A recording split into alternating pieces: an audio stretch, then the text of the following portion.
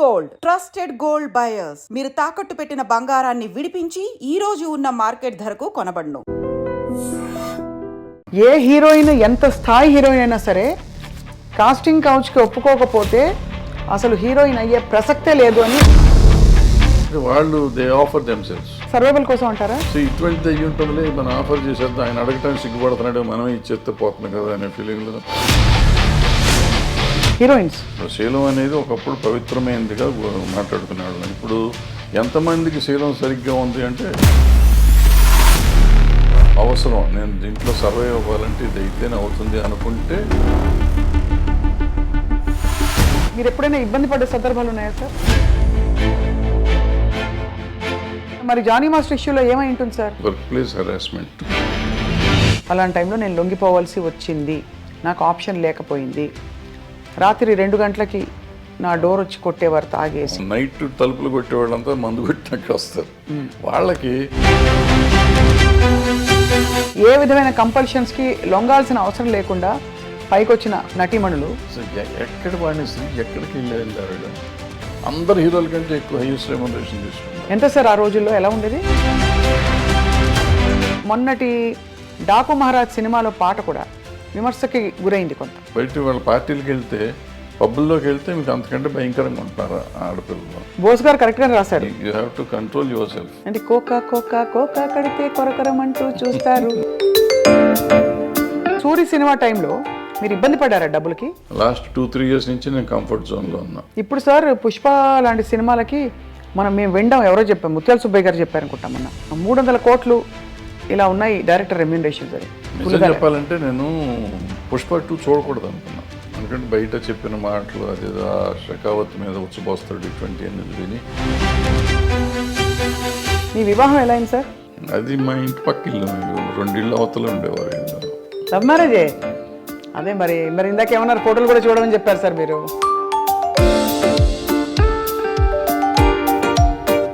అందరికీ నమస్కారం.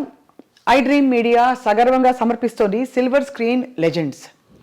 చరిత్రని మార్చే దిశగా తన ప్రయాణం మొదలుపెట్టి నిర్మాతగా, దర్శకులుగా, పొలిటికల్ కమెంటేటర్గా, ఇంకా పాలసీ మేకింగ్ ఇష్యూస్పై మాట్లాడే వ్యక్తిగా, సంఘంలో సమాజంలో ఏది జరిగినా కూడా తన వంతు కృషి చేసి ఏదో ఒకటి చేయాలనే తపనని కొనసాగించే వ్యక్తిగా మనందరికీ సుపరిచితులు, అందరికీ చాలా ఇష్టమైన వ్యక్తి తమ్మారెడ్డి భరద్వాజ్ గారు. వారి ప్రయాణంలో మనం అనేక మలుపులు చూసాం, అప్స్ అండ్ డౌన్స్ చూసాం. పూర్తి కమర్షియల్ హిట్ సినిమాలు తీశారు, అటు చాలా మెసేజ్ ఓరియంటెడ్గా అవార్డ్ విన్నింగ్ ఫిల్మ్స్ తీశారు. వీటన్నిటితో పాటు ఎన్నో అనుభవాల్ని ఆయన మూట కట్టుకున్నారు. ఎంత సింపుల్గా ఉంటారో, ఎంత హంబుల్గా ఉంటారో వారిని చూసి ఆశ్చర్యం కలుగుతుంది. ఇవాళ మామూలుగా మాట్లాడే ఇతరత్ర అంశాల కంటే కూడా వారి మనసులో ఏముందో వెలికి తీసే ప్రయత్నం ఇవాళ కార్యక్రమం. సార్ నమస్కారం. చాలా ఓపిక ఎక్కువ సార్ మీకు. హాయిగా ఈ ఇంటర్వ్యూ వల్ల మీకు ఏం వస్తుందో తెలీదు, కానీ మాకు సమయం ఇచ్చి అంత ఆత్మీయంగా you let us come into your personal space. Thank you so much. Sir, how are you doing? ఎలా ఉన్నారు? గుడ్ మా, very good. So we are reminiscing, వస్తూ మీ సినిమాల జాబితా అంతా కూడా ఇంకోసారి గుర్తు చేసుకుందామని తీస్తూ వచ్చాను. చాలా గ్లోరియస్ అండ్ వెరీ సంక్షిప్తంగా ఉన్నా కూడా మీ యాక్చువల్ నంబర్ ఆఫ్ ఫిల్మ్స్ చూస్తే చిన్న లిస్ట్ కనిపించినా కూడా ఐ థింక్ చాలా ఇంపాక్ట్ఫుల్ ఫిల్మ్స్ అని అనిపించింది sir as a film lover. ఇప్పుడు ఏంటి సార్ మరి, what is your primary occupation ఇప్పుడు? ఏం లేదమ్మా, రైట్ నో ఏం లేదు, ఖాళీగా ఏదో అట్లా టైం పాస్ చేయటం. మీరు ప్రొడ్యూసర్గా మొదలుపెట్టినప్పుడు మీ జర్నీని ఇలాంటి సినిమాలే తీస్తానని అనుకున్న రోజులు ఉన్నాయా, లేక మీరు అలా నాన్నగారి ప్రవేశం ఉంది కాబట్టి అలా కంటిన్యూ అవుతూ వచ్చేసారా? లేదు, నేను నాన్నగారితో పాటు అసలు ఎప్పుడు ప్రయాణం చేయాలి. ఆయనకి మనకు అంటే దూరమని కాదు, నేను ఉద్యోగం చేసుకుంటామండి ఇరిగేషన్ డిపార్ట్మెంట్లో. అవును, సివిల్ ఇంజనీర్గా. సో బట్ నాకు సినిమాలంటే పిచ్చి, సినిమాలు చూడటం పిచ్చి, తీయటం పిచ్చి కాదు. సినిమాలు చూడటం బాగా పిచ్చి. 2-3 సినిమాలు చూసాను రోజు. సో ఈ కొంచెం డిఫరెంట్ కథలు, వీళ్ళందరూ రాఘవేంద్రరావు గారు, దాసనారాయణ గారు, వీళ్ళందరూ కూడా కథలు నన్ను అడుగుతుంటారు. అంటే అన్ని లాంగ్వేజెస్ సినిమాలు చూసేవాడిని నేను. సో వాళ్ళు ఎప్పుడు సరదా కూర్చోబెట్టిన ఆ సినిమా కథ ఏంటి, సినిమా కథ ఏంటి, ఈ టైప్లో ఉండేది. మా నాన్నగారు కూడా అట్లాగే అడుగుతాను. అట్లా ఒక మలయాళం కథ నాకు నచ్చి నేను కేశవరావు గారికి చెప్పాను, బాగుంటుంది సార్ తీసుకోండి. ఆయన అప్పుడే ప్రొడక్షన్లోకి వచ్చారు. డిస్ట్రిబ్యూటర్ ఆయన తారక రామ ఫిల్మ్స్. నేను చేయటం కాదు నువ్వే చెయ్యి అన్నారు. అట్లా యాక్సిడెంటల్గా ప్రొడ్యూసర్ని అయిపోయాం. తర్వాత వచ్చిన కాడి నుంచి నాకంటే కొంచెం డిఫరెంట్గా ఉండే ఫిల్మ్స్ చేయాలని నాకు ఆలోచన. అంటే రొటీన్ సినిమాలు కాకుండా చేయాలని. అప్పట్లో డిఫరెంట్ అంటే ఏంటి మీ దృష్టిలో? అంటే రెగ్యులర్గా చూసే సినిమాలు కాకుండా నేను ఇప్పుడు కోతల రైడ్ చేసా ఫస్ట్ ఫిలిం. కోతల రైడ్ టోటల్గా నెగిటివ్ షేడ్ ఉంటుంది హీరో క్యారెక్టర్. ఫైనల్ క్లైమాక్స్ వచ్చేటప్పటికి చేంజ్ ఓవర్ ఉంటుంది. అంటే మనుషులు మనస్తత్వాల మీద ఎక్కువ ఆధారపడి ఉంటుంది. అంటే కథగా కొత్త కథ ఏం కాదు కానీ మనస్తత్వం, పిల్లడి మనస్తత్వం. దాంట్లో ఒక డైలాగ్ ఉంటుంది. ఆ అమ్మాయిని అతను వాడుకునేసి చెల్లి అంటాడు. ఫాదర్ పిలిపిస్తాడు. ఫాదర్ దగ్గరికి ఆ అమ్మాయి వస్తుంది, నన్ను మోసం చేశాడు మీ అబ్బాయి అని. ఆయన జడ్జి. వీడు గాలి అంటే వచ్చినప్పుడు ఆ అమ్మాయిని వీళ్ళ పిల్లలకి, అన్నయ్య పిల్లలకి టీచర్ అనమాట.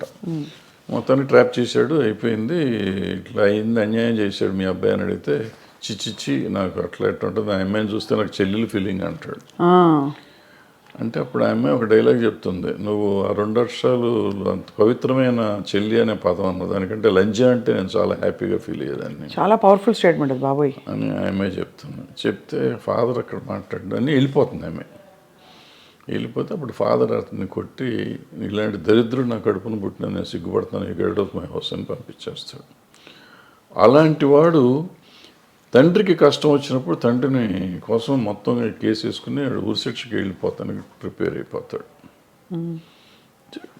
Quiet contrast character. అంటే మనుషులు మనస్తత్వాలు ఎట్లా ఉంటాయి అనేది ఉంటుంది. అట్లాగే మొగుడు కావాలికి వచ్చేటప్పటికి టేమింగ్ ఆఫ్ ద షూని ఒక రకంగా తీశారు. అప్పుడు మంచిలి అని హిందీ సినిమా వచ్చింది. అదో డిఫరెంట్గా ఉంటుంది. హౌ టు టేమ్ రిచ్ చెడిపోయిన అమ్మాయి, ఇలాంటి గాలిగా తిరిగే అమ్మాయి, చెడిపోయిన అమ్మాయి కాదు, రెస్పాన్సిబిలిటీస్ తెలియని అమ్మాయి, సమాజం అంటే రెస్పాన్సిబిలిటీ లేని అమ్మాయి. అటువంటి అమ్మాయిని దారిలోకి తెస్తాడు. అట్లా ఒక్కొక్క సినిమాకి ఒక్కొక్క ఆలోచన ఉండేది. మరో కురుక్షేత్రం తీసాం. అప్పట్లో ఈ కమ్యూనిస్ట్ పార్టీలు వాళ్ళంతా విడిపోతున్నారు, 36 పార్టీలు అని కలవాలి అని చెప్పి ఒక సినిమా తీసాం. అది అప్పటికి జనానికి ఎందుకు చెప్పాలి, తప్పు నాది, చూడండి అన్నారు జనం. అంతే. కానీ మీరంటే ప్రొడ్యూసర్గా మీరు అన్ని క్రాఫ్ట్స్లో ఇన్వాల్వ్ అయ్యేవారా? ఎందుకంటే ఆ రోజుల్లో ప్రొడ్యూసర్ అంటే ఎక్సెప్ట్ డైరెక్షన్ అన్నిట్లో ఇన్వాల్వ్ అంటే ఎక్కడ షూటింగ్ లొకేషన్స్, కాస్ట్యూమ్స్ ఏంటి, ప్రతిదీ మనం చేసుకున్నాం. ఎక్సెప్ట్ డైరెక్షన్లో సెట్లోకి వెళ్ళేవాడిని కాదు. డైరెక్టర్లకు వాళ్ళ ఇండిపెండెన్స్ ఇచ్చేవాడిని. సినిమా అయిపోయినాక చూసుకుని రీషూట్ చేసిన సినిమాలు చాలా ఉన్నాయి. నాకు నచ్చకపోతే మళ్ళీ రీషూట్ చేసిన ప్రొడ్యూసర్గా చేసిన. నచ్చకపోవడం అంటే మీకు కన్విన్స్ కాకపోతే, లేదు క్వాలిటీ సరిగ్గా లేదని అనుకున్న ఇది పండగ సీన్ పండాలి కదా, పండితేనే సినిమా అప్పుడు బాగుంటుంది. పండకపోతే ఆటోమేటిక్గా ఉండదు. అది నేను క్రాంతి గారి దగ్గర నేర్చుకున్నాను. యాక్చువల్లీ కోతల రైడ్ క్రాంతి గారు దగ్గరుండి చేయించాడు. మేము ఇక్కడే చేసాం, మన ముషిరాబాద్ జైల్లో తీసాం సీన్ మొత్తం. అందరిని పెట్టి తీసినాక అంతా చూస్తుంటే అక్కడ చాలా ఇంపార్టెంట్ సీన్. అతను జైల్లో ఉంటాడు, వీళ్ళందరూ వెళ్ళి నువ్వు చేయలేదని, నువ్వు మర్డర్ చేయలేదు, అతను మర్డర్ నేనే చేశాను, తండ్రిని కాపాడతానికి. తండ్రి జడ్జి, వీడు ఎట్ట గాలి, నా మీద నేను జైలుకి వెళ్ళినా చచ్చిపోయినా ఎవరు పట్టించుకోరు, బట్ నాన్న సమాజానికి కావాలి కాబట్టి నాన్న ఉండాలి, నేను చచ్చిపోతాను అంటాడు. కాదు నువ్వు అసలు ఏమీ చేయలేదు కాబట్టి నువ్వు ఉండాల్సిందే అని చెప్పి తల్లి బ్రదర్స్ అందరూ పోరాడు. నువ్వు కేవలం చేయలేదని చెప్పి మిగతాది మేము చూసుకుంటా ఉంటాం, లేదు నేనే చేశానని చెప్తాడు. అది మంచి సీను, 15-20 నిమిషాల సీను. ఆ సీను పండల ఇక్కడ తీసాం జైల్లో కాదు కానీ. అప్పుడు మళ్ళీ తీసి ఇక్కడ సెట్ వేసి, మెడ్రాస్లో సెట్ వేసి, వీళ్ళందరినీ ఇక్కడ తీసుకుని రావాలంటే కష్టం అని చెప్పి సెట్ వేసి రీషూట్ చేసాం మళ్ళీ సీన్ అంతా. అట్లా మొగుడు కావాలో ఏదో నాకు నచ్చలేదంటే బ్రదర్స్ ఇద్దరు రిలేషన్షిప్ తెలియట్లా. సినిమా అయిపోయేసరికి సినిమా బాగానే ఉంది కానీ రిలేషన్షిప్ అసలు వాళ్ళిద్దరు అన్నదమ్ములు అనేది ఎక్కడ ఎస్టాబ్లిష్ చేయడం. సో అది అప్పుడు మొత్తం కాపీ వచ్చినాక షూట్ చేసి దాన్ని యాడ్ చేసాం అన్నమాట. అట్లా మా ఇద్దరు కిలాడీలు దగ్గర 5,000 to 6,000 feet రీషూట్ చేశాను. నాకు నచ్చల తీసిన సినిమా. అయితే మీరు మొదటి నుంచి మీకు డైరెక్టర్ దృష్టి ఉంది? నేను హార్డ్లే చేసుకునేవారు, కానీ మీకు నచ్చలేదని ఇది ఉండాలి ఇట్లా ఉండాలి అనుకుంటాం కదా, అనుకున్న విధంగా రాకపోతే అట్లా చేసుకున్నాం. కాస్టింగ్లో సార్ మీరు చాలా మందికి డైరెక్టర్గా అవకాశం ఇచ్చి ప్రవేశపెట్టారు. ఏంటి what would you look for ఒక హీరోయిన్ని తీసుకోవాలంటే ఆ రోజుల్లో? అంటే ఆ రోజుల్లో స్టాండర్డ్స్ ఎలా ఉండేవని? స్టాండర్డ్స్ ఏం లేవమ్మా, బట్ మన కంటికి నచ్చింది అంతే. అది మొగుడు నాకు అప్పట్లో ఈ ఆడపిల్లలని సరిగ్గా చూసేవాడిని. ఇట్లా ఇట్లా వచ్చి అమ్మాయి వచ్చిందంటే కూర్చుని బాగుంది, ఫోటోలు తీసుకుని చూసి బాగుంది పంపించేసి ఓకే అని. వైజాగ్ వెళ్ళాం మొగుడు మన్మథ సామ్రాజ్యం సినిమాకి వెళ్ళి అమ్మాయిని ఫస్ట్ షాట్ పెళ్ళి సీన్ అనమాట. పెళ్లి కూతురుని చేశారు, పెళ్లి మండపం వేసి ఉంది. అమ్మాయి వచ్చింది, కెమెరామ్యాన్ పెద్ద గావు కేకేసాడు. ఏంట్రా అంటే అమ్మాయికి మెలకన్ను. ఏం చేయాలి అప్పుడు వైజాగ్ ఆర్టిస్టులు దొరకరు, అక్కడ మారుస్తానికి లేదు, రాత్రి ఫస్ట్ డే షూటింగ్ అది పైగా. సరే అందులో అమ్మాయిని కొత్త అమ్మాయిని తీసుకున్నాం. అమ్మాయిని ఎవరు సార్? లతాశ్రీయా? అమ్మాయిని డిసప్పాయింట్ చేసిన తర్వాత అమ్మాయి ఆపరేట్ చేయించింది. తర్వాత అప్పుడేం చేశానంటే అప్పుడు అనుకోకుండా ఎందుకో నేను బాంబేలో కొన్నాను కాస్ట్యూమ్స్, నేనే వెళ్ళి కొనుక్కొచ్చా కాస్ట్యూమ్స్. ఆ కళ్ళజోళ్ళు తెచ్చా అక్కడి నుంచి. ఆ సీన్ ఒకదానికి ఆమె మిగతా అంతా గాగుల్స్ ఉంటాయి, పెద్ద గాగుల్స్ డజన్ తెచ్చాను, అవన్నీ ఆ సినిమాలో వాడేసాను. సో ఇక కళ్ళు కనపడు సరిపోయి తర్వాత ఆమె ఆపరేట్ చేయించుకున్నాను. సో అట్లా వెళ్తూ ఉందన్నమాట. ఒకటి చేసుకుంటూ వచ్చేవాళ్ళం. అప్పుడు చిరంజీవి గారితో మీరు వర్క్ చేశారు. ఆ తర్వాత ఎక్కువ ఆయనతో మళ్ళీ అలాంటి జర్నీ మీకు కుదరలేదా? లేక అలాంటి కథలు పడలేదా మీకు?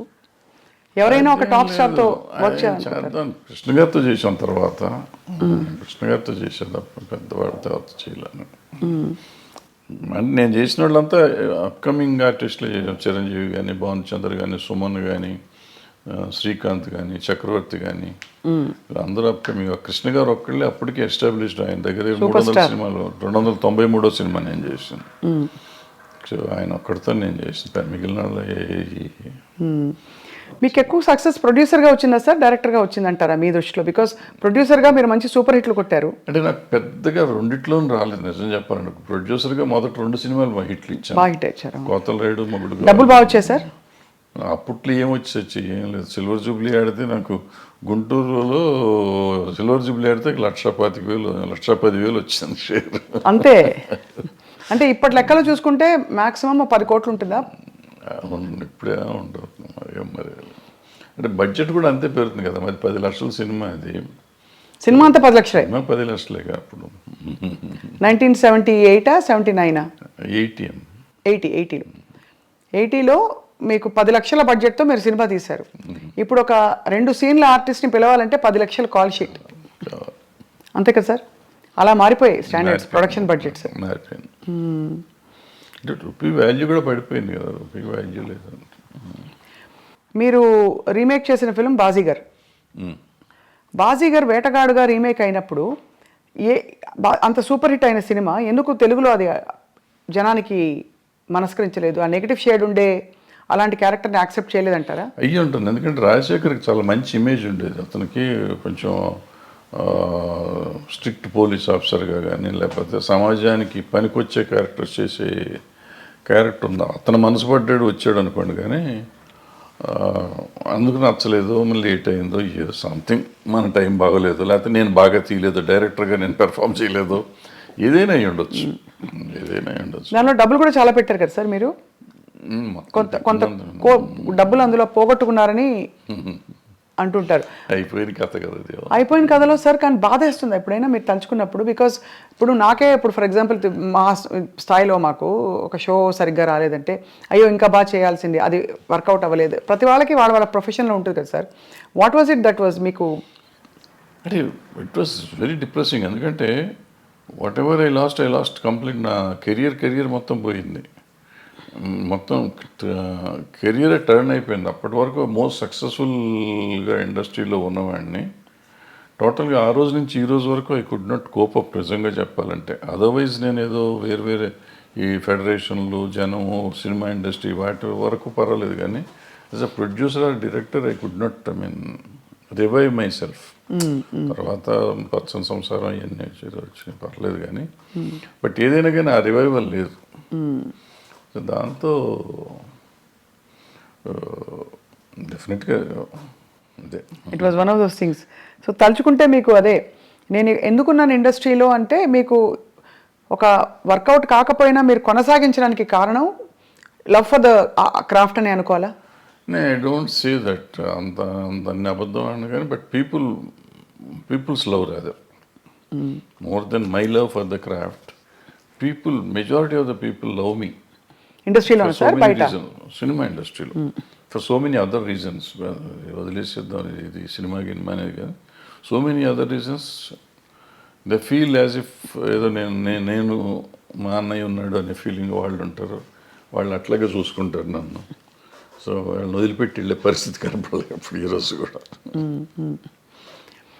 సార్ మీరు అంటే మీకు చాలా కమ్యూనిస్ట్ నేపథ్యం ఉండడం అవన్నీ తెలుసు, కానీ ఎక్కడా కూడా మీకు ఆ నేపథ్యం మామూలు విప్లవం అనేది సినిమాలో కనిపించదు.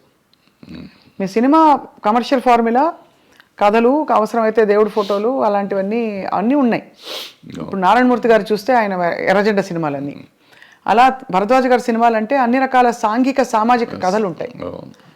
అది సో మీ జర్నీ కంటిన్యూయేషన్లో మీకు చాలా మంచి పేరు తెచ్చిన సినిమా స్వర్ణక్, ఆఫ్ కోర్స్, పోతే పోని, ఇవన్నీ. అంతకుముందు అలజడి ఆల్సో అవును 2000 సంవత్సరం సార్ అది 99-2000లో వచ్చి అలజడి. So what was your most beautiful memory? పచ్చని సంసారం ఒకటి ఉంది కదా. పచ్చని సంసారం తర్వాత పచ్చని కాపురం కదా. పచ్చని సంసారం తర్వాత రౌడీ అనేది కృష్ణ గారితో పచ్చని కాపురం తీయలేదు సార్ మీరు? చేయలేదు.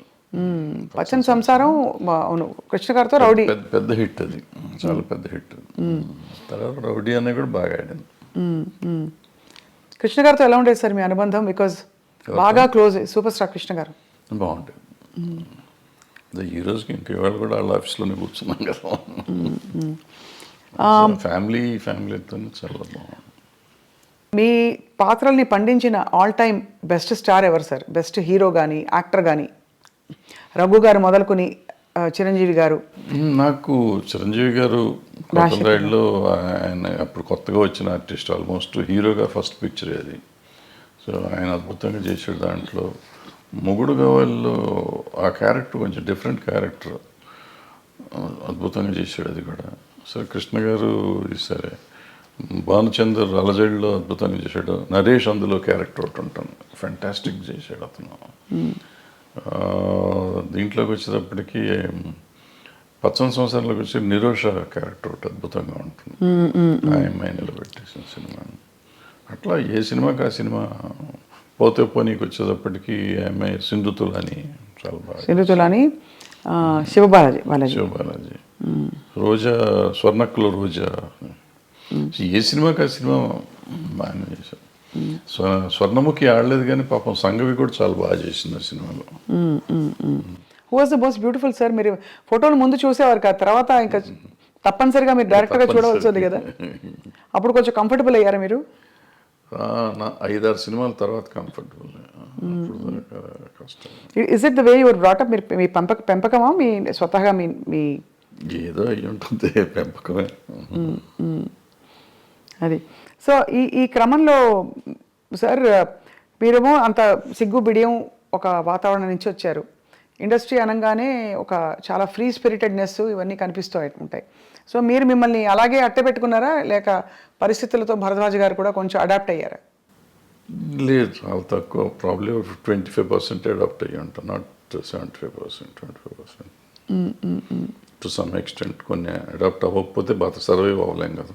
అవునవునవును. Like what sir for example? అంటే కొంచెం సోషల్గా ఉండడం, సోషలైజింగ్. సోషల్గా ఉంటుంది అంతవరకు. అది కూడా నేను పార్టీ బర్డ్ని కాదు, నేను బయటికి వెళ్ళను. ఎక్కడికి వెళ్ళరా సార్? ఫంక్షన్స్ అయ్యేవా ఆ రోజుల్లో? సినిమా ఫంక్షన్స్ ఎక్కువ? ఫంక్షన్స్ అంటే మాకు అప్పుడు ఆడియో ఫంక్షన్స్ అటువంటి, లేకపోతే సినిమా ఓపెనింగ్లు అట్లా ఉండే, అంతే తప్ప వేరే ఉండే. ఈవినింగ్ పార్టీస్ అయితే లేదు ఎప్పుడు? నెవర్.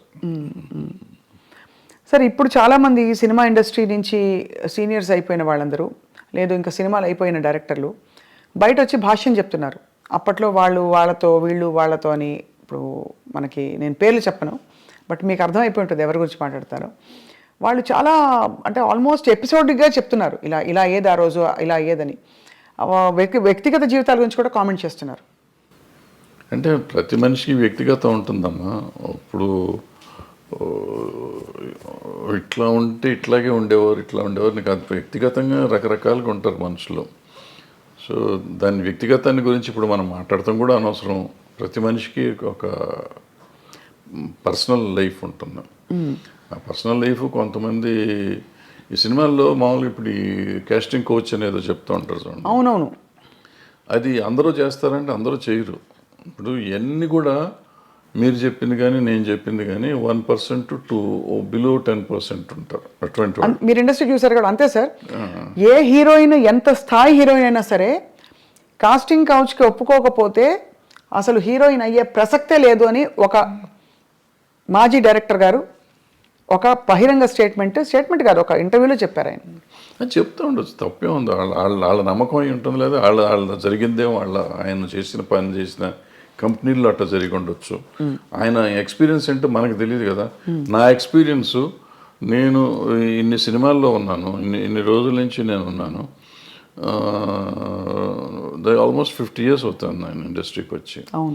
50 yearsలో I have never seen that, to be frank. ఇది అబద్ధం కాదు, నిజం. ఇన్ఫ్యాక్ట్ నాకు రివర్స్ నేను ఎక్స్పీరియన్స్ చేశాను. ఫర్ ఎగ్జాంపుల్ ఎలా రివర్స్ అంటే ఏంటి సార్? వాళ్ళు they offer themselves, girls, women. అంటే ఆఫర్ అంటే సర్వైవల్ కోసం అంటారా? ఇంతే పాపం. వాళ్ళకి ఏముంటుంది, భయం. మనం ఏంటో తెలియదు కదా. సో ఇటువంటిది అయ్యి ఉంటుందిలే, మనం ఆఫర్ చేసేద్దాం, ఆయన అడగటానికి సిగ్గుపడుతున్నాడు, మనమే ఇచ్చేస్తే పోతుంది కదా అనే ఫీలింగ్లో. అలా ఉన్నారా సార్ హీరోయిన్స్? అందరూ ఎవరో ఒకళ్ళు ఉంటారమ్మా. ఇప్పుడు వీళ్ళు అడిగారు అన్న ఎంతమంది తక్కువ మంది ఉంటారో అట్లా అడిగే వాళ్ళు కూడా అంతే తక్కువ ఉంటారు. That's why I'm telling you. You're giving a parallel, అది అర్థమైంది. బట్ అలా బిట్వీన్ 1 to 10% ఉంటారు తప్ప. అప్పట్లో సెల్ ఫోన్స్ ఏవి ఉండేవి కాదు కదా సార్. ఏముండదు. అలా అడగడం ఎలా తెలిసేది మరి వీళ్ళకి? అంటే కబురు పెడతారా? అడగటమే ఇవన్నీ, డైరెక్ట్గా అడగటమే. అడిగేవాళ్ళు అనేవాళ్ళు డైరెక్ట్గా అడగటమే. ఎటు అడిగినా, వీళ్ళు అడిగినా వాళ్ళు అడిగినా, వాళ్ళైనా పెద్ద దానికి మొహమాటం సిగ్గులు ఏముండవు. It's very awkward sir. And అంటే ఇంత బ్యూటిఫుల్ పరిశ్రమలో ఈ ఒక్క విషయం ఇంత చర్చనీయాంశం అవుతుంది గత 10 ఏళ్లలో. అంటే చర్చనీయాంశం అంటే 2 రకాలమ్మది. ఇప్పుడు పిచ్చి ముందా పెళ్లి ముందా అంటే ఇప్పుడు ఇద్దరికి ఇష్టమైతే ఇప్పుడు అడగగానే లొంగిపోతారు అనేది కూడా నేను నమ్మను. అన్లెస్ వాళ్ళకి ఒక అవసరం, నేను దీంట్లో సర్వైవ్ అవ్వాలంటే ఇది అయితేనే అవుతుంది అనుకుంటే లొంగొచ్చు. లేదంటే ఎందుకు లొంగుతారు వాళ్ళు? అలాంటి ఏమంటారు, మ్యూచువల్ బెనిఫిట్ కోసం జరిగితే జరగాలి తప్ప నేనేదో ప్రతి వాళ్ళు ఇట్లా చేస్తారు అంటే జరిగేది కాదు. మీరు ఎప్పుడైనా ఇబ్బంది పడే సందర్భాలు ఉన్నాయా సార్? ఎట్లా అంటే డైరెక్ట్లీ ఆర్ ఇండైరెక్ట్లీ మీకు ఒక కబురు పెట్టి మీ హీరోయిన్స్ వండుకుంటే సార్ ఒకటి అరా ఉంటాయి అందరూ కాదు కానీ ఒకటి. అంటే అందరూ అలా వచ్చి ఉంటారు కదా, మీరు చెప్పారు కాబట్టి ఐఎమ్ ఆస్కింగ్. సో చాలా మంది చాలా జెంటిల్, చాలా మర్యాదగా, సొంత పిల్లల్లాగా. నాకు ఆడపిల్లలే 3. సో వాళ్ళంతా మన ఇంటికి వచ్చి ఇంట్లో ఆడపిల్లలాగా ఉండేవారు తప్ప ఎవరు ఒకటి అరా 20 ఉన్నా కానీ పెద్ద విషయం. ఇవన్నీ అంటే ఇది ఇప్పుడు లేటెస్ట్గా మీరు కూడా మొన్న ఆఫ్ రికార్డ్ చాలా విషయాలు మీరు మాట్లాడినప్పుడు ఎక్స్ప్లెయిన్ చేసి చెప్పారు సార్. అదే ఈ జానీ మాస్టర్ ఇష్యూ తెరపైకి వచ్చినప్పుడు కూడా ఈ కమిటీలు వేయడం, వీటిని పరిష్కరించే దిశగా కమిటీల్లో ఉండేవాళ్ళు ఎవరు కూడా దిగొచ్చిన ఎవరు అంటే ఇట్స్ నాట్ సో ఈజీ కదా సార్. ఇవి హ్యూమన్ రిలేషన్షిప్స్ చాలా కాంప్లెక్స్గా ఉంటాయి. మీరు అన్నట్టు ఒక టైంలో ఇష్టం ఉండొచ్చు, ఒక టైంలో కాంప్రమైజ్ అవ్వచ్చు, ఒక టైంలో అది చెడుగా కనిపించవచ్చు, రకరకాలు ఉంటాయి, తప్పించుకోలేని పరిస్థితులు ఉండొచ్చు. ఏమిటవుతుంది sir? What you think is? అంటే ఇప్పుడు మీకు గతంలో మొదటి నుంచి కూడా చరిత్ర అనుకోండి, ఇతిహాసాలు తీసుకోండి, పురాణాలు తీసుకోండి. ఆయన వాల్మీకి గారు దొంగ, ఆయన తర్వాత మంచివాడు అయిపోయాడు. సో ఇట్లా మనుషుల్లో మార్పులు చాలా వస్తూ ఉంటాయి. మారిన ఇప్పుడు నేను మారిపోయాను, గతంలో తప్పు చేశాను నేను, ఇప్పుడు నేను మారిపోయి ఉంటే నువ్వు తప్పు చేసావు అంటే దానికి అర్థం లేదు కదా. సో నువ్వు గతంలో నువ్వు అంత దుర్మార్గుడు కాబట్టి ఇప్పుడు ఏం చెప్తావంటే ఇప్పుడు నేను మారిపోయాను, నేను సన్యాసిని అయిపోయా. బుద్ధుడు అంతకు ముందు రాజు, అశోకుడు అంతకు ముందు రాజు, వీళ్ళిద్దరూ బౌద్ధ మతానికి వచ్చినాక వాళ్ళు ఏమి చేయలే. బుద్ధుడు దేవుడు కాదంటావా? అంతే కదా సార్. సో మరి ఏ కాంటెక్స్లో చెప్తున్నారు అది? అంటే తప్పులు జరుగుతున్నాయి కానీ ఎట్లా ఉంటుందంటే నేను విక్టిమ్ని అనుకోమ్మా, విక్టిమ్ కానీ లేకపోతే నా మీద ఎలిగేషన్ వచ్చింది అనుకోమ్మా. సో నాకు కడుపు రగిలిపోతూ ఉంటుంది. అంటే ఇది ఎట్లా ఉంటుందంటే దీంట్లో ఇప్పుడు వస్తున్న ఇష్యూస్ అన్నీ ఏంటంటే ఇప్పుడు ఇద్దరు మ్యూచువల్గా ఒకళ్ళకొకళ్ళు ఇష్టపడతారు. ఇప్పుడు అప్పుడు కూడా కదా సార్? ఎప్పుడైనా కానీ ఇష్టపడతారు. ఇష్టపడతామో లేకపోతే సరెండర్ అవటమో ఏదైనా అనుకోండి. సరెండర్ అయినా కానీ తర్వాత కలిసి ఉన్నారుగా. అవును. నాతో సరెండర్ అయిపోయినాక ఇద్దరు కొంతకాలం కలిసి ఉన్నాం. ఇప్పుడు సరెండర్ అయిన వాళ్ళు నా మీద కేసు పెడతాం మొదలెడతాను. అయితే సరెండర్ అయ్యి కొంతకాలం అయిపోయినాక నేనంటే వాళ్ళకన్నా మొఖం మొత్తి ఉండొచ్చు, నాకు వాళ్ళ మీదన్నా మొఖం మొత్తి ఉండొచ్చు. అది ఎవరికైనా ఎప్పుడైనా జరగచ్చు. నాకు బయటికి వెళ్తా అంటే వదిలిపెట్ట బుద్ధి ఇదిగా ఒకరికొకరు మ్యూచువల్గా వదిలిపెట్టపోయినప్పుడు ఈ కేసులు గట్టలు కథలు వస్తాయి. అప్పుడు నువ్వు ఎట్లా మొన్నటిదాకా బాగానే ఉన్నావు కదా, ఇప్పుడు నేను అవసరం తీరిందని వచ్చావా అని ఒకళ్ళు ఈ రకంగా ఉంటాయి. న్యాచురల్, ఇది హ్యూమన్ సైకాలజీ. ఇది దాన్ని పట్టుకుని మనం మాట్లాడతాం కదా. ఇక్కడ ఏంటంటే నో మీన్స్ నో మీద మాట్లాడాలి మనం. ఇప్పుడున్న కొత్త సిస్టమ్, ఒకప్పుడు అది వేరు. ఇప్పుడు శీలం అనేది ఒకప్పుడు పవిత్రమైనదిగా మాట్లాడుకునేవాళ్ళం. ఇప్పుడు ఎంతమందికి శీలం సరిగ్గా ఉంది అంటే చాలా డౌట్లు ఉన్నాయి. అంటే శీలాన్ని శీలంగా చూస్తున్నామా లేదా అనేది పాయింట్. అంటే ఇది వరకు ఇట్ వాజ్ అ బిగ్ టాబు. అంటే ఇప్పుడు కాదు, అది ఇప్పుడు మోర్ నార్మలైజ్ అయిపోయింది. సో ఇప్పుడు దానికి ఏమవుతుంది ఆటోమేటిక్గా నీకు ఇష్టం లేనప్పుడు అవుతుంది. రోజు మనకి రిలేషన్షిప్లో ఉంటున్నాం, మనం రిలేషన్షిప్లో ఉన్నామని మనం ఫేస్బుక్లో పెట్టుకుంటున్నాం, ఇన్స్టాగ్రామ్లో పెట్టుకుంటున్నాం, అన్ని చోట్ల పెట్టేసుకుంటున్నాం. నెక్స్ట్ డే ఇప్పుడు బ్రేకప్ అయిపోయామని మనం పెట్టుకుంటున్నాం. సో మనమే అనౌన్స్ చేసుకుంటున్నాం వాట్ ఈస్ హ్యాపెనింగ్. అవును. ఆ తర్వాత మనకే కోపం వస్తే వాళ్ళ మీద కేసు పెడుతున్నాం. ఇది ఇప్పుడు దానికి ఎవరు బాధ్యులు అంటే కలిసి ఉన్నారు కదా. ఇప్పుడు ఏం పోయే కాలం ఏం తీపరం వచ్చింది మీకు అంటారు అమ్మమ్మ భాషలో మాట్లాడాలంటే. తీపరం లేదు, తాపరం లేదు. ఇది ఏంటంటే నాకు ఇష్టం లేదు, నువ్వు రావద్దనని రావకూడదు, అంతే, సింపుల్. సో అక్కడ నుంచి ఆ వైరం వల్ల వచ్చే కేసులు అంటారు ఇది. కానీ జెన్యున్గా ఆడపిల్లలకి రక్షణ లేదని హేమా కమిటీ రిపోర్ట్ని కూడా మీరు ఆమోదించపోరు. ఎందుకు డెఫినెట్గా ఉందమ్మా, డెఫినెట్. ఇప్పుడు ఒక అమ్మాయి వచ్చింది పాపం, ఎవరో ఒక అమ్మాయి ఆశగా సినిమాల్లోకి చేద్దామని వచ్చింది. వచ్చిన అమ్మాయిని నువ్వు నాకు ఏదన్నా ఇది ఇస్తేనే నేను ఉద్యోగం ఇస్తాను, వేషం కానీ పని కానీ ఇస్తాను అనేది దుర్మార్గమే కదా. హేమ కమిటీ రిపోర్ట్లో కానీ ఎక్కడైనా కానీ ఈవెన్ పాక్సో దీంట్లో కానీ అదే చెప్తాను. నువ్వు అడగటం కూడా తప్పు. అడిగినాక లొంగి నువ్వు ఆ అమ్మాయికి పని ఇచ్చేసినా కూడా, ఎదురు పని ఇచ్చేసినా కూడా లొంగ తీసుకోవటం తప్పే. కాబట్టి ఏ రోజు తెలిసినా కానీ నా మీద నేను శిక్షార్హుడిని. ఏమంటే మ్యూచువల్గా కలిసి ఉన్నాం కదా, నీకేంటి అని మనం అడగటానికి లేదు. ఇంకా కలిసి ఉన్నా కానీ నువ్వు లొంగ తీసుకున్నావు కదా. అవును. ఇప్పుడు మరి జానీ మాస్టర్ ఇష్యూలో ఏమై ఉంటుంది సార్? అది దాన్ని నేను మాట్లాడకూడదు. మీరు మాట్లాడకూడదు కాబట్టి ఓకే ఫైన్, అడగం సార్. మేము కూడా కమిటీని కోర్టుని కంప్లీట్గా గౌరవిస్తూ బట్ అంటే దీనికి బేస్ లైన్ ఒక నార్మ్ ఎలా తీసుకోవాలనే ఒక క్వశ్చన్. ఎందుకంటే టిపికలీ రెమ్యూనరేషన్స్తో పాటు ఇట్స్ అన్ ఎక్స్పెక్టెడ్ ఫేవర్ అని వినికిడిలో ఉంది. చాలామంది హీరోయిన్లు, చాలామంది క్యారెక్టర్ ఆర్టిస్టులు, దీంట్లో జయలలిత గారు చెప్పారు సార్ ఫర్ ఎగ్జాంపుల్. ఇక్కడ మాకు ఆ కేసు మీరు అడుగుతున్న particular case it is work place harassment. Work place హెరాస్మెంట్లో అంటే మీరు పనిచేస్తున్నారు, మీరు సాక్షి టీవీలో పనిచేస్తున్నారు, లేకపోతే ఐ డ్రీమ్లో పనిచేస్తున్నారు. మీకు నాకు ఏదో వైరం ఉందో, లేకపోతే మన ఇద్దరికి సమ్ స్కోర్ సెటిల్ చేసుకోవాలి. నేను సడన్గా మీరు వెళ్ళి యాంకరింగ్ చేస్తా ఉంటే ఇట్లా జరుగుతుంటే మధ్యలో వచ్చేసి ఆపేసే స్వప్న బయటికి డామ్ డూమ్ అంటే that is work place harassment. ఏమీ చెయ్యిపోయినా అతను మనిషి మీకు చాలా ఇష్టమై ఉండొచ్చు, మీతో వాళ్ళకి ఉండొచ్చు, ఏదైనా అయి ఉండొచ్చు, but it's no business to can get into the premises. First point, that is work place harassment.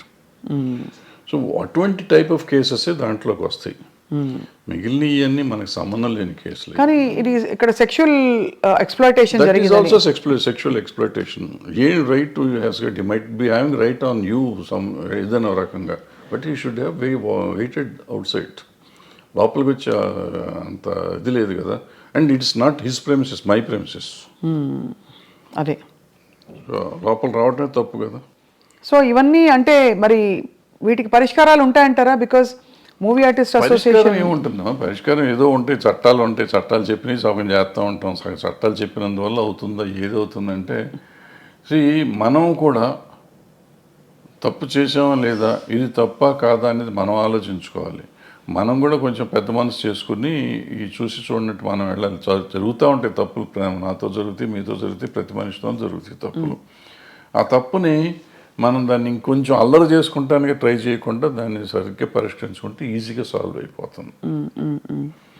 అసలు ఇష్యూ ఏముంది, ఎవరి పని వాళ్ళు చేసుకుంటున్నప్పుడు ఇష్యూస్ ఏముంటాయి ఇక్కడ? అది కరెక్టే కదా సార్ అది. కానీ okay, final question on this topic sir. వాతావరణం చాలామంది ఇప్పుడు క్యారెక్టర్ ఆర్టిస్టులు బయటకు వచ్చి ఇంటర్వ్యూలు ఇచ్చిన సందర్భాల్లో చెప్పారు, పలానా టైంలో నేను లొంగిపోవాల్సి వచ్చింది, నాకు ఆప్షన్ లేకపోయింది, రాత్రి 2 గంటలకి నా డోర్ వచ్చి కొట్టేవారు తాగేసి. మరి ఇవన్నీ ఏమిటంటే వీటిని ఏ పరిధిలో చూడాలి, ఏ కోణం నుంచి చూడాలి? ఇవి ఇంటర్వ్యూ అంటే ఇవేదో ప్రైవేట్గా చెప్పినవి కాదు సార్, బహిరంగంగా బహిర్గతంగా చెప్పారు. ఇప్పుడు ప్రాబ్లం ఏంటంటే ఇక్కడ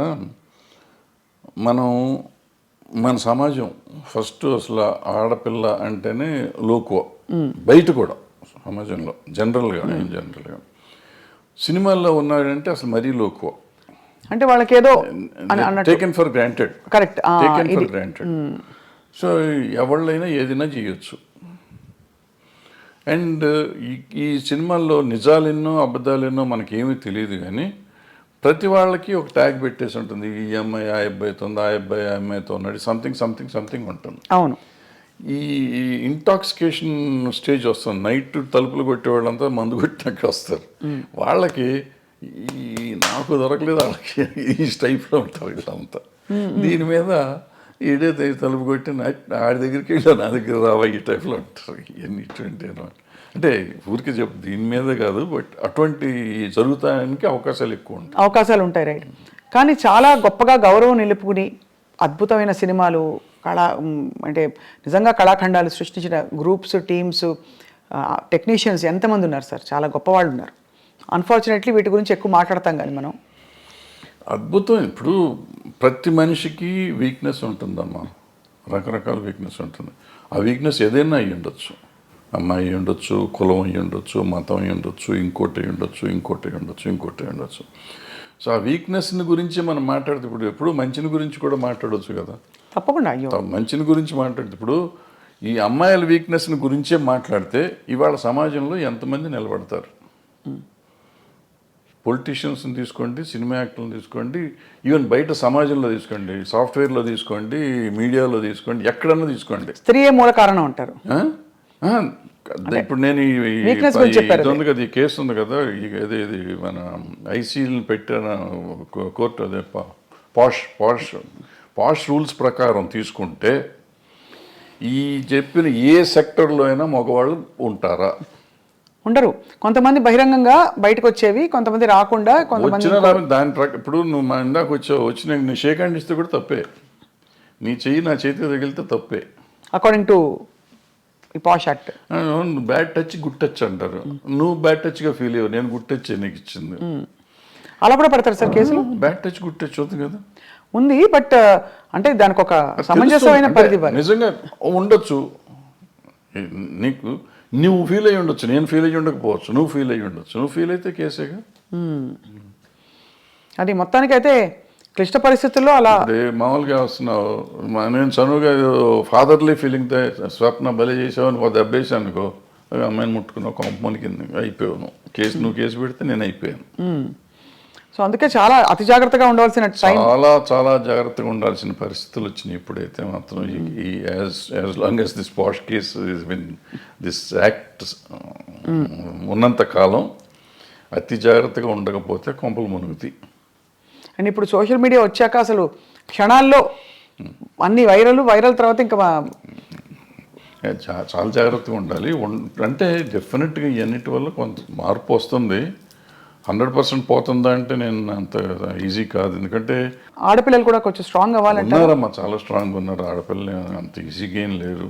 కొంతమందికి సర్వైవల్ కోసం లొంగేవాళ్ళు ఉంటారు. సర్వైవల్ కోసం నేను ఏదైనా అచీవ్ చేయాలి, ఎలాగైనా అచీవ్ చేయాలనుకునే వాళ్ళు కొంతమంది.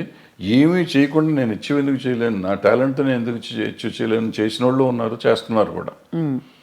ఆ రకంగానే అచీవ్ చేస్తారు, ఈ రకంగానే అచీవ్ చేస్తారు. ఎవళ్ళు రైట్ ఎవళ్ళు తప్పు అంటే tell me one name sir who you have great respect for, అంటే ఇన్ దిస్ రిగార్డ్ వాళ్ళ కష్టపడి పైకి వచ్చారు. అంటే నేను క్యారెక్టర్ పర్స్పెక్టివ్ నుంచి చెప్పట్లేదు సార్, జస్ట్ ఏ విధమైన కంపల్షన్స్కి లొంగాల్సిన అవసరం లేకుండా పైకి వచ్చిన నటీమణులు మీరు చాలా గౌరవించేవాళ్ళు. మీకు వాణిశ్రీ గారు ఎక్కడి వచ్చారు? ఆవిడ ఏంటి, ఆవిడ ఎక్కడ జూనియర్ ఆర్టిస్ట్, ఆవిడ అసలు ఏ రేంజ్కి వెళ్ళారు, అసలు హీరోస్ని కమాండ్ చేసారు, ఇండస్ట్రీనే కమాండ్ చేసే లెవెల్కి వెళ్ళారు. హయ్యెస్ట్ పెయిడ్ ఆర్టిస్ట్ ఆవిడ. సింపుల్, ఆవిడ అంతకంటే గొప్పవాళ్ళు ఎవరు లేరు మార్కెట్లో. భానుమతి గారు అంటే వాళ్ళు వేరే, భానుమతి గారు కమాండ్ చేశారు. జమున్ గారు జమున్ గారు కూడా మామూలుగా ఇచ్చారు, ఆవిడ కమాండ్ చేశారు. ఆవిడ రామారావు గారు నాగేశ్వరరావు కాదని చెప్పి ఆ రోజుల్లో షీ గుడ్ విత్ స్టాండ్. మనం అనుకుంటాం రామారావు నాగేశ్వరరావు కంటే వేరే లేదు ఆ రోజుల్లో, ఆల్టర్నేటివ్ లేని పరిస్థితుల్లో ఆవిడ నిలబడి మళ్ళీ వాళ్ళిద్దరూ ఆవిడతో కాంప్రమైజ్ అయ్యారు తప్ప ఆవిడ వాళ్ళతో కాంప్రమైజ్ అవ్వలేదు. సో ఎప్పుడు ఇదేం లేదు, అదే ఏదో అయిపోతుంది అదేం లేదు. సౌందర్య గారు చెప్పుకుంటా పోతే ఎవరైనా ఉంటారు, ఎవరికి ఉండే వీక్నెస్ వాళ్ళకు ఉంటుంది. ఆ వీక్నెస్లోని మనకి సంబంధం లేదు, వాళ్ళ పర్సనల్ ఇష్యూస్ అయ్యి. కరెక్ట్ అండి, అంతే సార్. అంతే తప్ప వీళ్ళంతా ఇటు ఉల్లంఘిపోయారా ఉన్నారా? వాణిశ్రీ గారు ఏం చేశారు అసలు? ఆవిడ ఏంటి అక్కడ ఎక్కడి నుంచి వచ్చింది? కానీ ఆ రోజుల్లో ఎవరు మనసు పడలేదా సార్ వాణిశ్రీ గారిని చూసి? చాలా పడితే పడ్డారు, ఆ గొడవ మనకు సంబంధం లేదు. బట్ ఆవిడ డిక్టేట్ చేసింది కదా. అవును, ఆవిడ వచ్చిన రోజు నుంచి ఆవిడ అట్లా ఎదుగుదల వచ్చింది కదా అవును, సినిమా ఇండస్ట్రీలో. అంటే ఆవిడలో టాలెంట్ లేకపోయి ఉంటే ఆవిడ ఇంత గొప్పది అయ్యేది కాదుగా. కరెక్ట్. టాలెంట్ ఉంది కాబట్టే కదా మిగిలిన ఏంటనే పక్కన పెట్టండి. ఆవిడ ఏదో బాగాలేదన్నారు, కళ్ళు బాగాలేదంటారు, అది అంటారు, ఇది అంటారు. ఫైనల్గా ఆవిడే గాడెస్ అయిపోయింది కదా. అవును, అన్ని భాషల్లోనూ, తమిళ్లోనూ, తెలుగులోనూ. ఏం అందం సార్ అసలు, అంటే రంగు తక్కువ అని అప్పుడు అన్న వాళ్ళందరూ అవును. ఒక్కసారిగా వాణిశ్రీ చీర కట్టారంటే, వాణిశ్రీ గారి చీర అంటే ఒక ట్రెండ్ సెట్టర్. సో ఎక్కడ వాణిశ్రీ ఎక్కడికి వెళ్ళేది ఆవిడ? అందరు హీరోల కంటే ఎక్కువ హైయెస్ట్ రెమ్యునరేషన్ తీసుకుంది ఆవిడ. ఎంత సార్ ఆ రోజుల్లో? ఎలా ఉండేది ఆ రోజుల్లో 2.5-3 లక్షలు తీసుకుంది నాకు తెలిసినప్పుడు. అప్పుడు వీళ్ళు ఎవరు 2 లక్షలు టచ్ చేయలేదు. ఇప్పుడు ఎవరు, ఏ హీరోలు? రామారావు గారు, నాగేశ్వరరావు కూడా? రామారావు గారు ఇంకా కాదు, తక్కువ.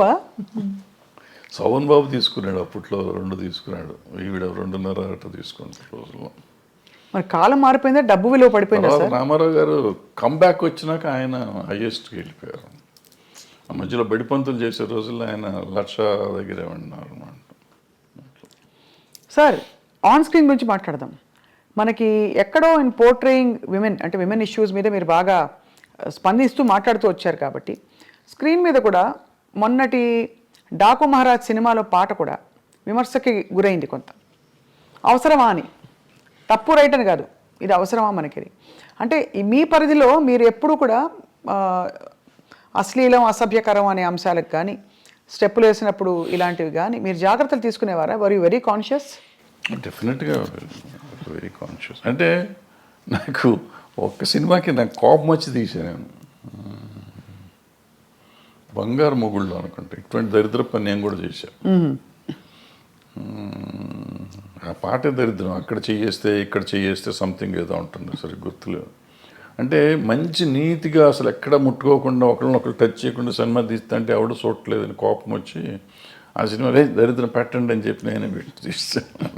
అంటే ఒక్కోసారి ఫ్రస్ట్రేషన్లో చేసిన పని అది చేసింది నేను చేసిన తప్పే.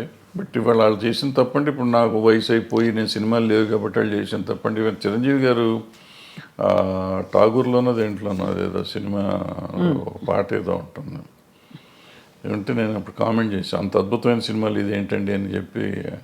ఆ తర్వాత వాళ్ళంతా ట్రోల్ చేశారు. అట్లాగే బాలకృష్ణ గారు మొన్న ఆ సినిమాలో కూడా అది అనవసరం, అది ఆయన స్టేచర్కే అనవసరం. అసలు ఇవాళ అటువంటివి చూస్తారు అనుకోవటం అనవసరం. అంతకుముందు ఆయన చేశాడు కదా భగవత్ కేసరి, అద్భుతంగా చేశారు ఆ సినిమా. అఖండ అద్భుతంగా చేశారు. అమ్మాయి కనపడకుండానే సినిమాలు ఆడుతుంటే ఆయనకి ఎందుకు ఇది, దీనికోసం ఎవరిని వస్తారా? ఎన్ని టికెట్లు దిగుతాయి ఊరికి, కాంట్రవర్సీ తప్పించి. అందులో ఆయన ఎమ్మెల్యే, పొలిటీషియన్ అందుకనే కదా సార్ ఇన్ని ఉండగా ఆయనకి అటువంటిది ఆయనే రిజెక్ట్ చేసి ఉంటే పోయేది.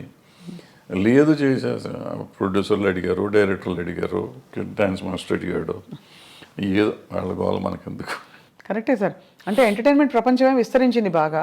నెట్ఫ్లిక్స్లో ఇంట్లోనే మనకి ఫారిన్ అయితే ఎన్నెన్నో రకరకాలు అన్నీ వచ్చినాక అసలు బేసిక్గా ఓటీటీ వచ్చిన తర్వాతమ్మా ఏది తప్పు ఏది ఒప్పు అనేది లేకుండా సెన్సర్ వాళ్ళు కూడా వదిలేస్తున్నారు ఇవన్నీ పట్టించుకోకుండా. నాకు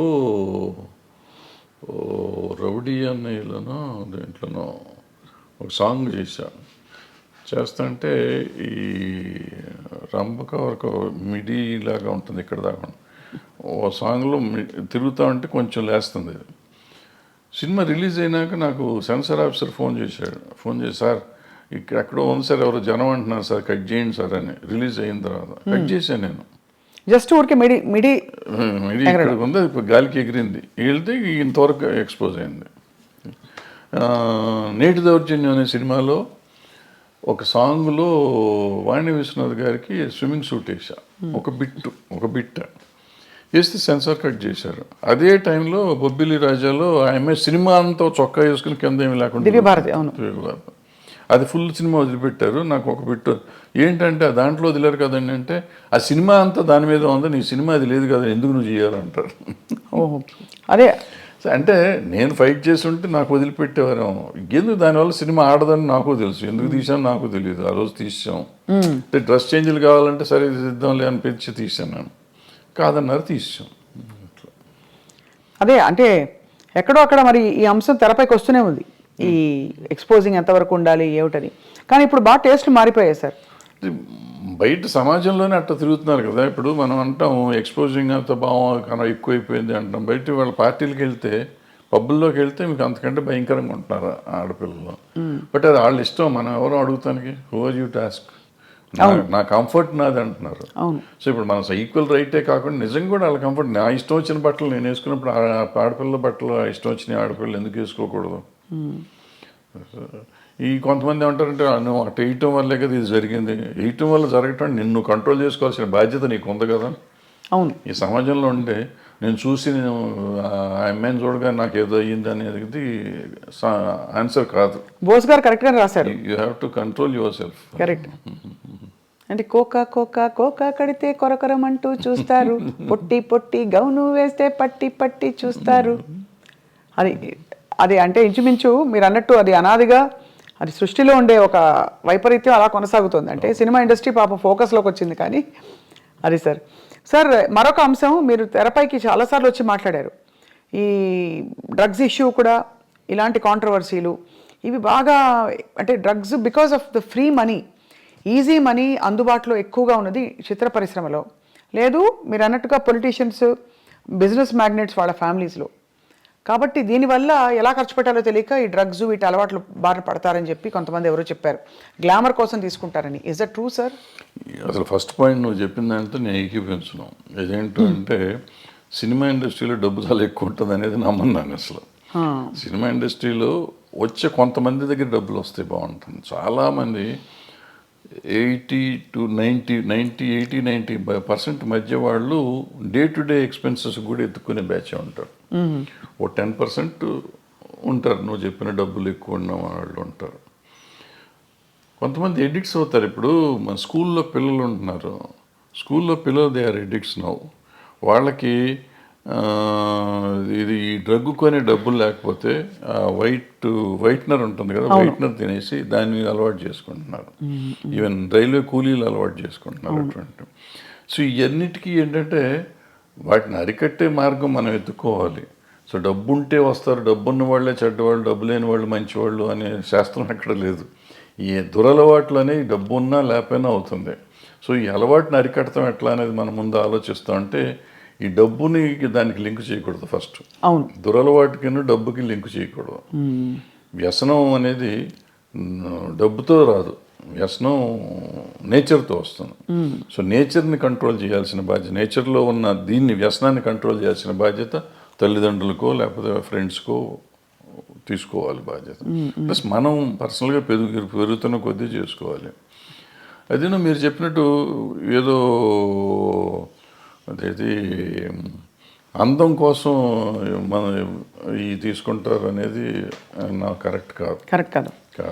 అంటే స్టెరాయిడ్స్ చేస్తారు, గంటలు కనపడటం కోసం స్టెరాయిడ్స్ తీసుకుంటారు అంటారు.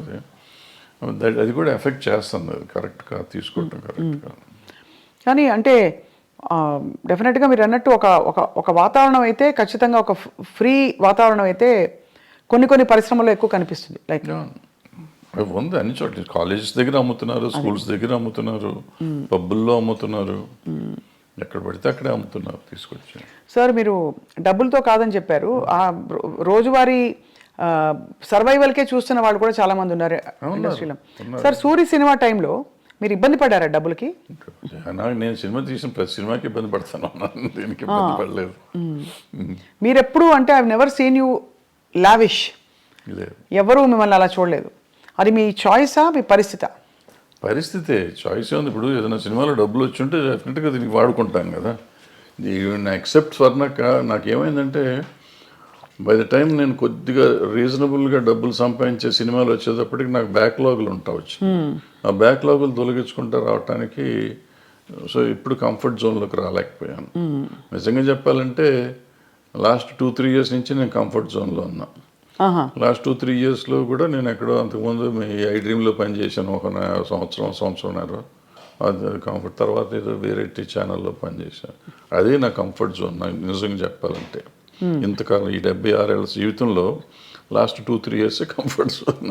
అంటే బ్యాంకులో బ్యాలెన్స్ నాకు ఖర్చులు పోను, 10-5 మిగిలే డబ్బులు బ్యాంకులో ఉండటం అనేది ఇదే చూడటం నేను.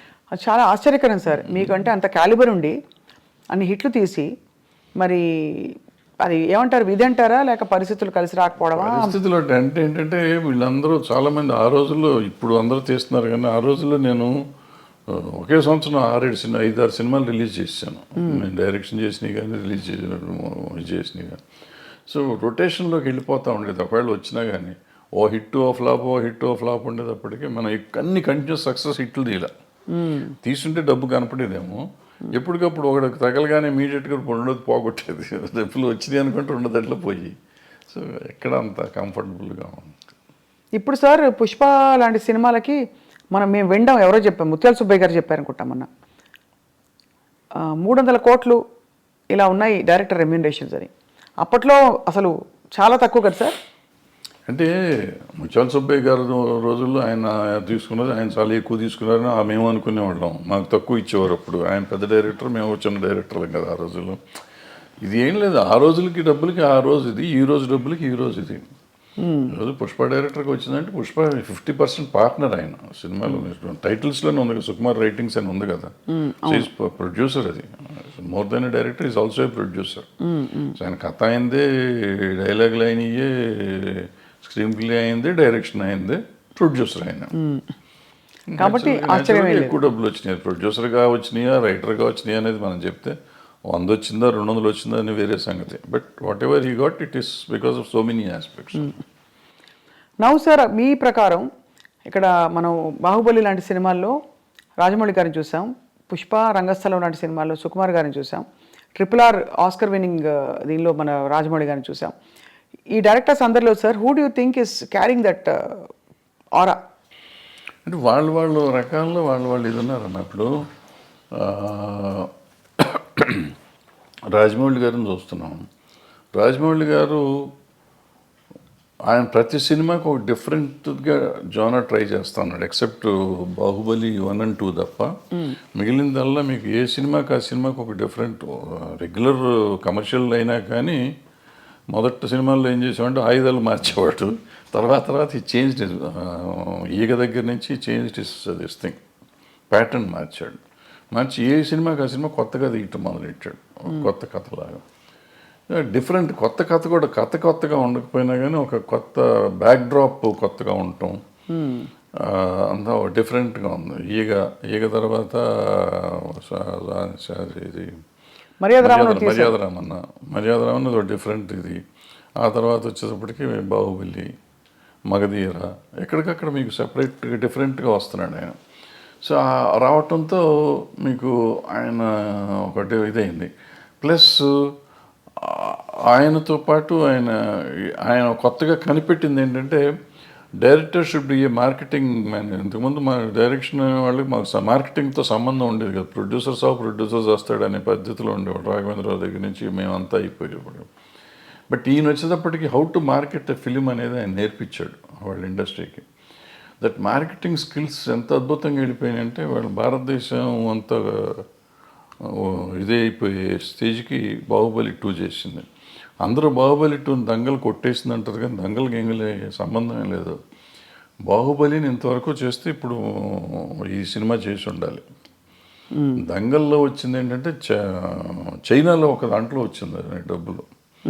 చైనా డబ్బుని మనం లెక్కేసుకుని 2,000 కోట్లు 2,000 కోట్లని కంగారు పడుతున్నాం తప్ప మనకి ఇక్కడ వచ్చింది 600 కోట్లు 700 కోట్లు. అదే అయితే ఒక లాంగ్వేజ్ అంత రావటం చాలా గొప్ప. అది 60 కోట్లకి చేసి అంత రావటం అనేది గొప్ప విషయం. దాన్ని డిస్ప్యూట్ చేయడానికి లేదు. అద్భుతమైన సినిమా అది. సో మన ఇండియన్ సినిమాలో ఇండియన్ డబ్బు చూసుకున్న సినిమాలు ఇయే. ఆ చైనాలో 2,000 కోట్లు వచ్చినా అదంతా మళ్ళీ మనకు షేర్ వచ్చేటప్పటికి చాలా తక్కువ వస్తుంది. అక్కడ 30% 20% ఎంత వస్తుంది. అవును. సో అవి మనం గ్రాసులు చెప్పుకుని ఊరికే కంగారు పడతా ఉంటాం. ఇప్పుడు బాహుబలి తర్వాత ఇది వచ్చింది. అలా అంటే మీరు అన్నది రాజమౌళి గారిది చాలా ఒక డిఫరెంట్ టెక్నిక్. ఈయన వచ్చేటప్పటికి ఈయనన్నీ లెక్కలు అని చేసిన సినిమాలు వదిలిపెట్టి ఈయన డిఫరెంట్గా చేసిన సినిమాలు ఈయన సిట్ అయినాయి చూడండి మీరు. అంతకుముందు మీరు ఆర్య చేశాడు. ఆర్య డిఫరెంట్గా ఉంటుంది. తర్వాత ఏదో చేశారు కొన్ని అటువంటి ఏదో లెక్కలు నాకు అర్థమే కదా. 1 ఒకటి ఎన్టీఆర్తో ఒక సినిమా ఏదో చేశాడు. కప్పులు తిప్పుతూ ఉంటాడు, ఏదో తిరుగుతూ ఉంటుంది. ఏది మన నాకు అర్థం కాదు. మళ్ళీ మొన్న వచ్చేటప్పటికి రంగస్థలం అద్భుతంగా తీశాడు. అద్భుతం తీశాడు. అసలు ఎవరు మన తెలుగులో మనం ఊహించలేని గొప్ప సినిమా అది ఒక రకంగా చెప్పాలంటే. ఆ టైప్ ఆలోచన కమర్షియల్ అయినా కానీ ఎప్పుడైతే అంగవైకల్యం తీసుకురాగలిగాడో ఆ అంగవైకల్యం మీద సినిమా వచ్చేటప్పటికి అద్భుతంగా ఉంది. అది చాలా ఒక లైవ్లీగా ఉంది సినిమా. విలేజీ ప్యాటర్న్ అది అద్భుతంగా ఉంది ఆ సినిమా. ఈ పుష్పకు వచ్చేటప్పటికి Pushpa was a routine film నాకు తెలిసినప్పుడు. పుష్ప 1, పుష్ప 2 ఈ స్మగ్లింగ్ మీద ఏదో రెప్లికా తీస్తారు ఏముంటుంది అని నేను చూడలే. యాక్చువల్గా నేను మొన్న చూశాను. ఎప్పుడైతే మీకు సెకండ్ హాఫ్లో ఆ ఫ్యామిలీ ఎలిమెంట్ వచ్చిందో, వైఫ్ అండ్ హస్బెండ్ వాళ్ళ రిలేషన్షిప్ మీద ఎప్పుడైతే సినిమా తీశాడో మీకు అందుకైతే అన్స్టాపబుల్ అయిపోయింది సినిమా ఇది. ఇవాళ రెవెన్యూ కనపడుతుందంటే ఫ్యామిలీ ఊరికి మా గంధపు చెక్కలు దొర కాదు. ఆబ్వియస్లీ అతని పెర్ఫార్మెన్స్, అల్లు అర్జున్ పెర్ఫార్మెన్స్, అల్లు అర్జున్తో పాటుగా రష్మిక అక్కడికి వచ్చేటప్పటికి ప్లస్ ఈ రిలేషన్షిప్ డైరెక్టర్ ప్రజెంట్ చేసిన విధానం అద్భుతం. సెకండ్ హాఫ్ ఏడిపించాడు. ఆ సినిమాలో ఏడిపించడం ఏంటి అందుకని సినిమా ఆడింది ఇప్పటికీ ఆడుతుంది, ఇంకా ఆడుతుంది. అదే అంటే నేషనల్ అవార్డు వచ్చిందంటే సినిమా ఇట్స్ గ్రేట్ సినిమా కాదు. ఇప్పుడు అదే మనం ఎప్పుడు నేషనల్ అవార్డు ఆయనకు వచ్చింది, డైరెక్టర్గా హీరోకి వచ్చింది. హీరో పెర్ఫార్మెన్స్ ఈ సినిమా కూడా అద్భుతంగా చేశాడు. మళ్ళీ నేను రెండోసారి ఇచ్చినా ఆశ్చర్యపోక్కర్లేదు. అవును కదా సార్, అంతే కదా.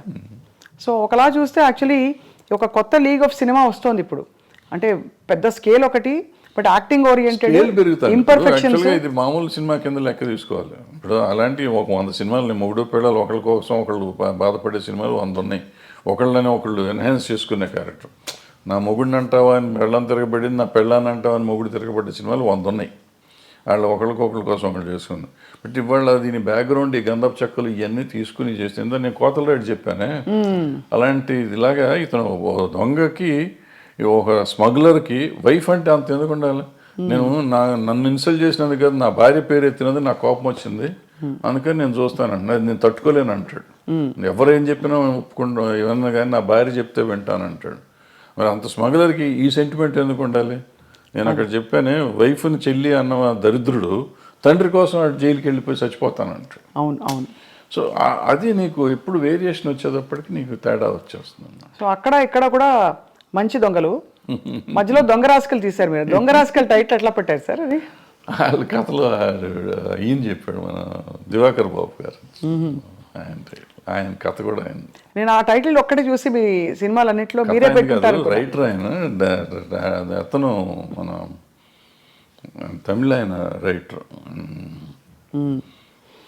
సో భలే ఒక long innings, 50 years in the industry. Everybody అందరూ మిమ్మల్ని అంత గౌరవిస్తారు, ఇప్పటికీ ఇష్టపడతారు. కానీ మీరు కుండ బద్దలు కొట్టి మొహమ్మీ చెప్పేస్తారు అన్నీ. ఎప్పుడు మీకు శత్రువులు తయారు అవ్వలేదా? ఉన్నారు, కొంతమంది అవుతారు, కొంతమంది తిడతానే ఉంటారు, అప్పుడప్పుడు తిడతా ఉంటారు. నన్ను చంపేస్తా ఉన్నట్టు కూడా ఉన్నారు. ఉన్నారా? నడుస్తూ ఉంటారు. అంటే ఏ ఇష్యూలో సార్? ఏదో ఒక ఇష్యూలో వాళ్ళకి నచ్చని ఏదైనా చెప్తే కోపం వస్తుంది కదా. ఎవరు సార్? నేను దాసనారాయణరావు గారు, నేను కృష్ణ గారు భయంకరంగా పోట్లాడుకున్నాం. అవునా? ఎలా పోట్లాడుకున్నారు? ముఖాలు కూడా చూసుకునే లెవెల్లో పోట్లాడుకున్నాం. తర్వాత మేము ఇద్దరం అసలు నేను కృష్ణ గారు కానీ నేను దాసనారాయణరావు గారు అంత క్లోజ్గా మళ్ళీ ఎవరు లేరు. ఇప్పుడు ఏ విషయాల్లో వచ్చేవి గొడవలు? అంటే మాకేదో దీంట్లోనే మనం వేరే సొంత పర్సనల్ ఇష్యూస్ మాకేమైనా లేవు కదా.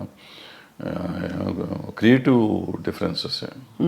క్రియేటివ్ డిఫరెన్సెస్లోనే చాలా గట్టిగా మొహాలు చూసుకోకుండా అంతవరకు మాట్లాడుకోకుండా. అప్పుడు సెల్ ఫోన్ లేవు ఇవన్నీ, అంటే మీరు మరి మళ్ళీ ఎలాగా మేకప్ అలాగా మళ్ళీ ఆటోమేటిక్గా అయిపోయింది. ఆటోమేటిక్గా అంటే ఎవరిలోనూ కల్మషం లేదు. ఇప్పుడు నాకు కల్మషం ఆయన మీద, నారాయణరావు గారి మీద కానీ కృష్ణ గారి మీద కానీ కల్మషం ఉండి నేను పంతం బట్టి ఉంటే వేరే, వాళ్ళకి నా మీద అటువంటిది ఏం లేదు. ఒక క్రియేటివ్ డిఫరెన్స్ వచ్చింది నాకు కృష్ణ గారికి, అట్లాగే దాసనారాయణ గారికి నాకు ఒక క్రియేటివ్ డిఫరెన్స్ వచ్చింది. సో అప్పుడు యూత్లో ఉన్నాం కాబట్టి దాసనారాయణరావు గారి మీద కొంచెం చిల్లల పల్లలుగా నేనే ఆయన మాట్లాడలే పాపం. సో ఆయన పిలిచి ఒక రోజు కూర్చోబెట్టి మాట్లాడారు, సెట్ అయిపోయింది. మీరు ఫాండ్గా ఇష్టపడి వేసుకునే మీ సినిమా ఏది సార్? వేసుకుని చూసే సినిమా పోతే పోనీయా, స్వర్ణక్క? నాకు పోతే పోనీ ఒకటిను, అలజడి ఒకటి. అలజడి ఎందుకంటే అలజడి ఇట్స్ మై ఓన్. ఎక్కువ సినిమాలు డైలాగులు కూడా మేము కాలేజ్లో జరిగిన సీన్స్ ఇవన్నీ ఎక్కువగా, నా కాలేజ్ డేస్ మొత్తం అంతా అది. సో ఆ సీన్లన్నీ నేను ఆ కాలేజీలో మాట్లాడిన డైలాగులే పెట్టి రాసుకున్నాం, వేరే కొత్తవి కూడా రాయలేదు అంతవరకు, కాలేజ్ సీన్స్ వరకు. సో అందుకని కొంచెం నాకు ఇష్టమైన సినిమా అది. మీరు వెస్లీలో చదివారు కదా సార్? వెస్లీ, సికింద్రాబాద్ వెస్లీలో చదివారు. మీ వివాహం ఎలా అయింది సార్? అది మా ఇంటి పక్క ఇల్లు, 2 ఇళ్ళు అవతల ఉండేవారు ఇల్లు. సో మీరు చూసి ఇష్టపడ్డారు అయితే, అంతేగా? Love marriage. లవ్ మ్యారేజే. అదే మరి మరి ఇందాక ఏమన్నారు, ఫోటోలు కూడా చూడమని చెప్పారు సార్ మీరు. అది వచ్చింది అది. సో మీ పిల్లలు ఎవరు మీ బాటలో నడవట్లేదా? వాళ్ళు సినిమా ఇండస్ట్రీ వద్దనుకున్నారా? మీరే డిసైడ్ చేశారా సార్ వాళ్ళకి? నేను చేయలేదు. నేను సినిమాలు చూడమంటే సినిమాలు కూడా చూడరు. చూడరా? నా సినిమాలు ఏం చూడరు, బయటికి చూస్తారని తెలియదు నాకు. చిన్నప్పుడు పెద్ద ఇష్టపడేవారు కదా, వెళ్ళేవాళ్ళు సినిమాకి తీసుకెళ్ళేవాడిని కానీ పెద్ద. So life has taught you so much sir. అంటే వాట్ ఈస్ మీ కోర్ టేక్ అవే ఏంటి లైఫ్లో అని?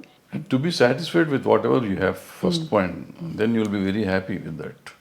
అంతే తప్ప నాకేం లేదు, నా కళ్ళు ఉన్నారు వీళ్ళు ఉన్నారు, ఇక నా కళ్ళ ముందు ఉండి వీళ్ళు వెళ్ళిపోతున్నారు అని మనం బాధపడిపోతాం అంటే you lose lot of things. నేను ఐఎమ్ హ్యాపీ ఉన్నాను, బాగానే ఉంటాను కదా, బాగుంటానికి ప్రయత్నం చేయాలి. అంటే ప్రయత్నం చేయకుండా తిరగటం అనేది అవుట్ ఆఫ్ క్వశ్చన్. ముందు ప్రయత్నం చేయి, నీ పని, కృష్ణుడు చెప్పిన భగవద్గీతలో నీ పని నువ్వు చెయ్యి, వచ్చేది ఫలితం నీ చేతిలో లేదు. ఫలితం ఒక్కోసారి ఏదైనా రావచ్చు, కరెక్ట్, అవును, ఫలితం లేకపోయి ఉండొచ్చు, బట్ నీకు కృషి అయితే ఉండాలిగా. అవును, కృషి చేస్తూనే ఉండు, so that will be very happy, హెల్దీగా ఉంటావు. Ultimate result is not yours, వచ్చినప్పుడు వస్తుంది. దేవుడిని నమ్ముతారా సార్ మీరు? నేను నమ్మను. మరి కృష్ణుడు దేవుడు కాదా? అంటే ఆయన చెప్పిన భగవద్గీత నమ్ముతారు మీరు? ఏదైనా నమ్ముతుంది, నమ్మటం అనేది ఏముందమ్మ దీంట్లో. ఆయన చెప్పింది ఇప్పుడు అందరూ ప్రపంచం అంతా నమ్ముతుంది కదా భగవద్గీతని, అందులో ఆయన చెప్పింది నేను చెప్తున్నాను. కానీ మీరు నేను చెప్తాను కదా, నేను ఏదో ఇదేం కాదు, అదే కదా అంటారు మన లైఫ్, జీవనసారం అంటారే, జీవనసారం అంతకంటే ఏముంది. మనం చేయాల్సింది చేయకుండా నాకు లేదు. ఇప్పుడు మనం చాలామంది సినిమా ఇండస్ట్రీలో ఉన్నాడు అంటారు, నాకు సినిమా ఇండస్ట్రీ నేను ఎవడు రమ్మన్నాడు? నువ్వు యూ చూస్ యువర్ సెల్ఫ్. మీరు ఇక్కడికి వచ్చి దీన్ని కావాలని కోరుకుని ఏదో ఇస్తారంటే నువ్వు సాధించాలి. వాళ్ళు చిరంజీవి గారు, ఎన్టీ రామారావు గారు, నాగేశ్వరరావు గారు వీళ్ళంతా సాధించి వాళ్ళు గొప్పవాళ్ళు అయ్యారు. చాలా కష్టపడి ఉంటారు కదా సార్ ఇంత. వాళ్ళలాగా వాళ్ళు వచ్చేసింది, వాళ్ళకి అంత వచ్చింది నాకెందుకు రాలేదంటే వాళ్ళలాగా నువ్వు ఏమైనా చేసావా? నువ్వు చేయలా. నువ్వు చేసింది చేస్తే నీ పరిధికి ఎంత ఉందో అంత పరిధి నీకు వస్తూనే ఉంది. నీ టాలెంట్కి సంబంధించి ఇప్పుడు నేనున్నానమ్మా, నేను సినిమాల్లో 1 వేషం వేసి ప్రకాష్ రాజ్కి అంత ఇచ్చేస్తున్నారు, ఆడ పెట్టుకుని నన్ను ఎందుకు పెట్టుకోలేదంటే నాకు పర్సనాలిటీ ఉంది కదా. ఆయన యాక్టరు, ఇవాళ దేశాన్ని ప్రపంచంలోనే ఆయన పేరు చెప్పుకునే అంత గొప్ప యాక్టర్ అతను. అవును, అతనిలాగా నేనున్నాను, ఒడ్డు పొడుగున్నాను, డైరెక్ట్ చేశాను, 2 సినిమాలు యాక్ట్ చేశాను, ఆయన పెట్టుకుంటారు నన్ను పెట్టుకోరని ఏడిస్తే నా ఆరోగ్యం చెడుతుంది తప్ప ఏం రాదు, పోదు, నాకేం రాదు. సో దిస్ కంపారిజన్ కానీ లేదంటే అసలు మనం వేరే కానీ ఆలోచించకుండా మనం చేయాల్సింది చేసుకుంటూ పోతూనే ఉండాలి, వచ్చినప్పుడు వస్తుంది.